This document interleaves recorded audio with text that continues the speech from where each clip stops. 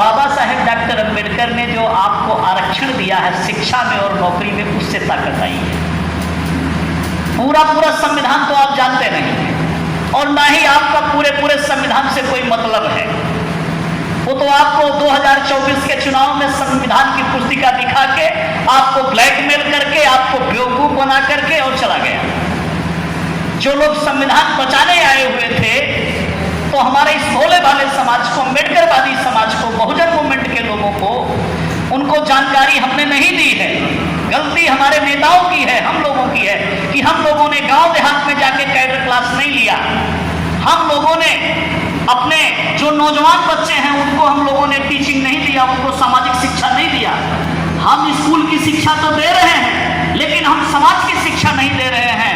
हम इस देश का इतिहास नहीं बता रहे हैं। और जब हम नहीं बता रहे हैं तो एक तबका, पिछले बाबा साहेब डॉक्टर अंबेडकर के जाने के बाद आप 75वीं साल मना रहे हैं स्वतंत्रता दिवस की, अमृतकाल मना रहे हैं। इन 75 वर्षों में इस देश में एक तबका उठ करके खड़ा हुआ है, जो जय भीम बोलता है, जो बहुजन मूवमेंट चलाता है, जो बाबा साहेब डॉक्टर अंबेडकर की बात करता है, जो इस देश में बदलाव की बात करता है।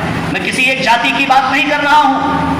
इस जाति में, इस आंदोलन में ब्राह्मण भी हो सकते हैं, इस आंदोलन में हमारे क्षत्रिय भी हो सकते हैं, इस आंदोलन में हमारे कोई भी साथी हो सकते हैं।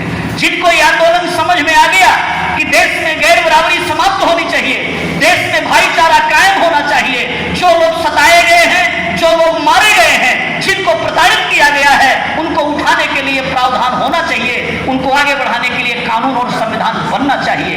ये एक तबका देश आजाद होने के बाद इन 75 वर्षों में एक तबका उठ करके खड़ा हुआ है। उसकी आबादी है, कम नहीं है।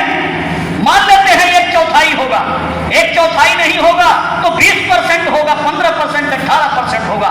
एक इतनी बड़ी आबादी इस देश में 25 से 40 करोड़ की आबादी खड़ी हुई है, जो बदलाव चाहती है, जो दबे कुचले लोगों का उत्थान चाहती है, जो गरीबों का भला चाहती है, जो बराबरी में उनको लाना चाहती है।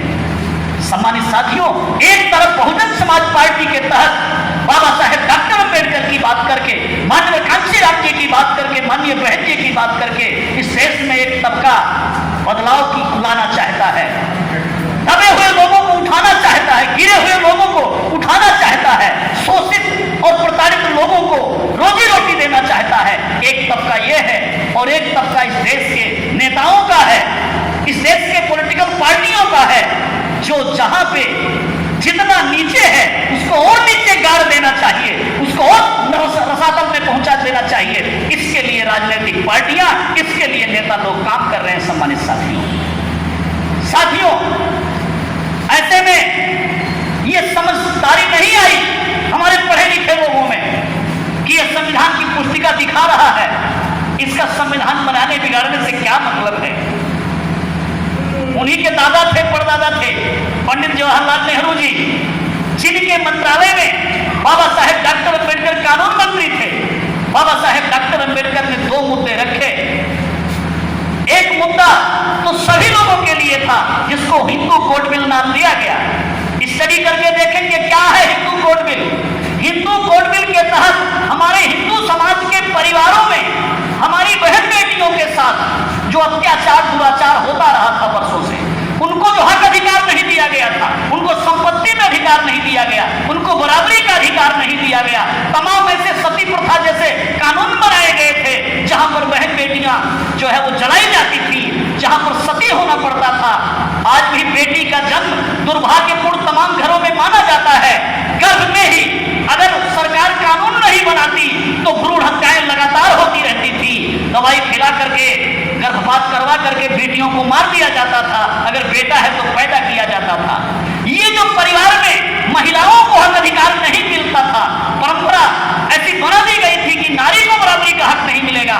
हिंदू कोड बिल की ये मेन थीम थी, जिसको बाबा साहेब डॉक्टर अंबेडकर ने नेहरू के मंत्रालय में इसको रखा। नेहरू जी ने उसको रिजेक्ट कर दिया। और दूसरी बात बाबा साहेब डॉक्टर अंबेडकर ने रखा कि जो पिछाड़ी गई जातियां हैं, जिनको ओबीसी कहा गया, जिनके लिए धारा 340 बनाई, इन लोगों को बराबरी में लाने के लिए जो शेड्यूल कास्ट, शेड्यूल ट्राइब के जैसी जातियां हैं, उनकी आर्थिक सामाजिक स्थिति इसी प्रकार की है, उनके लिए शेड्यूल बनना चाहिए, उनके लिए जातियों की गिनती और उन लोगों को रिजर्वेशन दिया जाना चाहिए, उनको पिछड़ों को आगे लाने के लिए प्रयास किया जाना चाहिए। ये भी बात नेहरू जी ने रिजेक्ट कर दिया। ये दो बातें जो पिछड़े समाज के लिए कानून बाबा साहेब बनाना चाहते थे वो भी रिजेक्ट कर दिया, और हमारे हिंदू धर्म में हमारी बहन बेटियों के लिए, परिवार के लिए जो कानून बनाना चाहते थे उसको नेहरू जी ने रिजेक्ट कर दिया। अरे इतना ही नहीं, जीवन पर्यंत बाबा साहेब डॉक्टर अम्बेडकर ने जो संघर्ष किया, रास्ते में अगर कोई रुकावट पैदा करने का काम किया तो कांग्रेस पार्टी ने किया।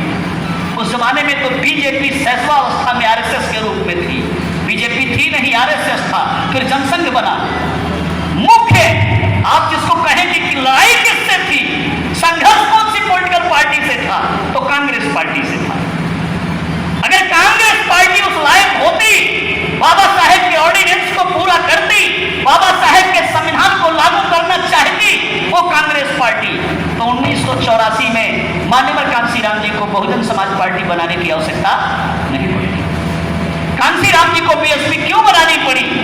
इसीलिए बनानी पड़ी कि जो उम्मीद थी देश को कि देश में जो गैर बराबरी है उसको कांग्रेस समाप्त करेगी, आर्थिक रूप से जो कमजोर तबका है उसको कांग्रेस कारोबार देगी, उसको मान सम्मान देगी, उसको शिक्षा और नौकरी देगी। वो जब कांग्रेस ने नहीं दिया तो मान्यवर कांशीराम जी को बहुजन समाज पार्टी बनाने की आवश्यकता हुई, और उन्हीं का पड़पोता आज चला आया और संविधान लिखा रहा, कह रहा कि हम संविधान बचाएंगे।